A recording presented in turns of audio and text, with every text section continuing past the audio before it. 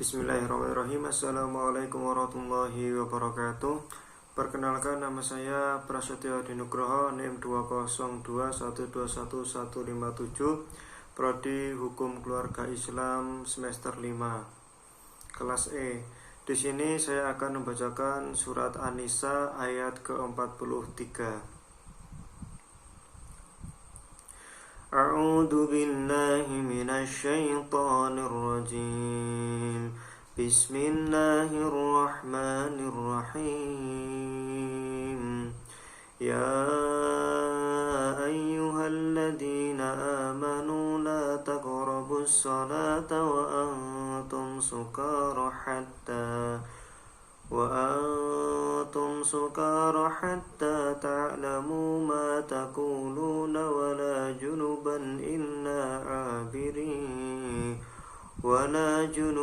إلا عابري سبيل حتى تغتسلوا وإن كنتم مرضى أو على سفر أو جاء أحد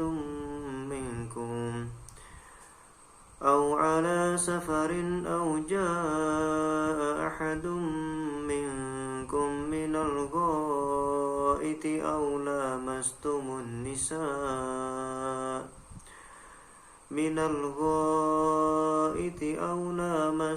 النساء فلم تجدوا ماء فتيمموا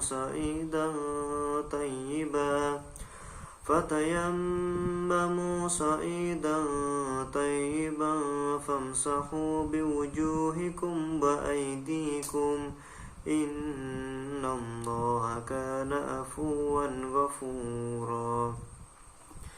Jadi di ayat ini ada dua larangan dan satu anjuran.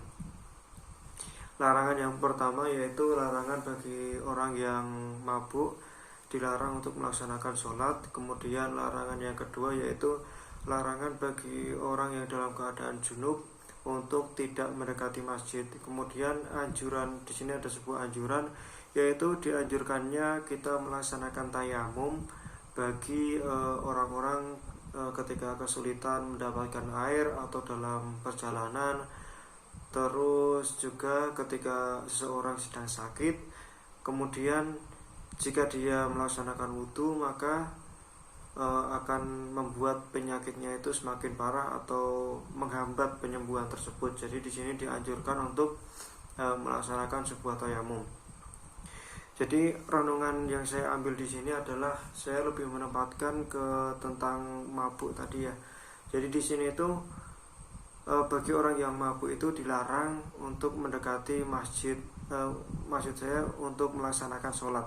Jadi orang yang mabuk itu dilarang untuk melaksanakan sholat. Kenapa? Karena orang yang mabuk itu dalam keadaan yang tidak sadar. Jadi jika dia melaksanakan sholat, bisa jadi sholatnya itu tidak benar gitu. Bisa dipastikan sholatnya tidak benar. Mungkin dia melaksanakan sholat, tapi bisa jadi bacaan yang dia baca itu tidak benar karena dia dalam kondisi yang mabuk. Kemudian rakaatnya pun ketika orang yang mabuk itu juga tidak benar, niatnya sholat zuhur yang harusnya 4 rakaat bisa menjadi 3 rakaat karena pikirannya itu sedang tidak normal, tidak sadar. Jadi itu yang renungan yang saya ambil, lebih menempatkan tentang larangan bagi orang yang mabuk untuk melaksanakan sholat, yaitu tadi karena dia dalam keadaan yang tidak sadar. Jika dia melaksanakan sholat dalam keadaan tersebut, bisa dipastikan sholatnya akan salah, baik bacaan maupun rakaatnya. Mungkin itu, terima kasih. Di sini saya akan membacakan surat Al-Isra ayat 78 dan 79. A'udzu billahi minasy syaithanir rajim. Aqimis sholata liduluki syamsi ila ghasaqil laili wa qur'anal fajr. Inna Qur'anal fajri kana mashhuda wa minal laili fatahajjad bihi nafilatan lak asa an yab'athaka rabbuka maqaman mahmuda. Jadi di ayat ini ada anjuran melaksanakan sholat, yaitu sholat 5 waktu. Tetapi di sini lebih mengkhususkan untuk melaksanakan sholat subuh. Bukan mengkhususkan sih, tapi kayak lebih menjelaskan tentang keutamaan dari sholat subuh. Di sini dikatakan bahwasanya laksanakanlah sholat ketika matahari itu menggelincir setengah langit condong ke arah barat sampai gelapnya malam, dan laksanakanlah sholat subuh. Yang dimaksud matahari tergelincir ini adalah sholat zuhur ya, sampai gelapnya malam, dan laksanakanlah sholat subuh. Jadi di sini kita dianjurkan untuk melaksanakan sholat 5 waktu. Dan di sini dijelaskan bahwasanya sholat subuh itu akan disaksikan oleh semua malaikat, baik malaikat siang maupun malaikat malam. Jadi renungan dari ayat ini yang bisa saya ambil adalah keutamaan dari sholat subuh tersebut. Karenanya sholat subuh itu tidak banyak orang yang bisa melaksanakan tepat waktu di waktu subuh tersebut, karena di waktu pagi itu banyak sekali keutamaan. Seperti yang sudah dijelaskan tadi, di waktu tersebut malaikat siang dan malam itu hadir berbondong-bondong mendoakan kita. Jadi ketika kita bisa melaksanakan sholat subuh tersebut, maka kita akan mendapatkan doa dari malaikat-malaikat siang maupun malam. Dan alangkah baiknya juga ketika kita bisa melaksanakan sholat qobliyah 2 rakaat sebelum sholat subuh, maka pahalanya jauh lebih baik daripada dunia dan seisinya. Jadi renungan yang bisa saya ambil dari ayat tersebut yaitu tentang keutamaan sholat subuh untuk melaksanakannya tepat waktu, karena pada waktu tersebut malaikat siang dan malam hadir dan mendoakan kita. Mungkin itu, terima kasih. Di sini saya akan membacakan surat Al-Baqarah ayat 187. A'udzu billahi minasyaitonir rajim. أحل لكم ليلة الصيام الرفث إلى نسائكم هن لباس لكم وأنتم لباس لهن علم الله أنكم كنتم تختانون أنفسكم فتاب عليكم وعفى عنكم فالآن باشروهن وابتغوا ما كتب الله لكم وكلوا واشربوا حتى يتبين لكم الخيط الأبيض من الخيط الأسود من الفجر ثم أتموا الصيام إلى الليل ولا تباشروهن وأنتم آكفون في المساجد تلك حدود الله فلا تقربوها كذلك يبين الله آياته للناس لعلهم يتقون. Jadi di dalam ayat ini dijelaskan bahwasanya diperbolehkannya mencampuri istri ketika malam hari di bulan Ramadan. Jadi dulu itu hanya diperbolehkan mencampuri istri. Dulu itu hanya diperbolehkan makan dan minum, kemudian mencampuri istri sampai waktu isya atau tertidur. Jadi setelah bangun tidur itu sudah tidak diperbolehkan untuk mencampuri istri. Akan tetapi dengan turunnya ayat ini menjelaskan bahwasanya diperbolehkan untuk mencampuri istri di malam hari ketika bulan Ramadan. Di sini tidak ada batasan seperti tadi, batasan isya ataupun tertidur, akan tapi batasannya adalah batasan ketika sudah memasuki waktu subuh atau waktu sahur ya. Jadi karena waktu subuh itu nantinya melaksanakan sholat subuh, jadi batasannya adalah sholat subuh tersebut. Jadi dengan turunnya ayat ini diperbolehkannya melaksanakan atau mencampuri istri. Batasannya adalah sholat subuh ya, berbeda dengan batasan yang sebelumnya tadi, yaitu isya atau sampai tertidur. Jadi renungan yang saya ambil ini adalah diperbolehkannya mencampuri istri di malam hari itu karenanya istri itu sebagai baju, sebagai libas, menjadi pelindung bagi suami dari hawa nafsunya ataupun dari hal yang lainnya. Jadi diperbolehkan mencari sesuatu kesenangan kepada istrinya, yaitu dengan bercampur dengan batasan waktu subuh tadi. Itu yang menjadi renungan saya, karena istri sebagai baju, sebagai pelindung dari khususnya hawa nafsu. Jadi itu renungan yang bisa saya ambil dari ayat ini. Saya akan membacakan surat At-Taubah ayat 103. A'udzu billahi minasyaitonir rajim. Bismillahirrahmanirrahim. Khudh min amwalihim shadaqatan tutahhiruhum wa tuzakkihim biha wa shalli 'alaihim. Inna salataka sakanun lahum wallahu sami'un 'alim. Jadi di ayat sebelum ini dijelaskan adanya sekelompok orang yang dia itu mengakui dosa-dosanya lalu dia bertobat. Kemudian di ayat ini dijelaskan kaitannya dengan taubat dan zakat.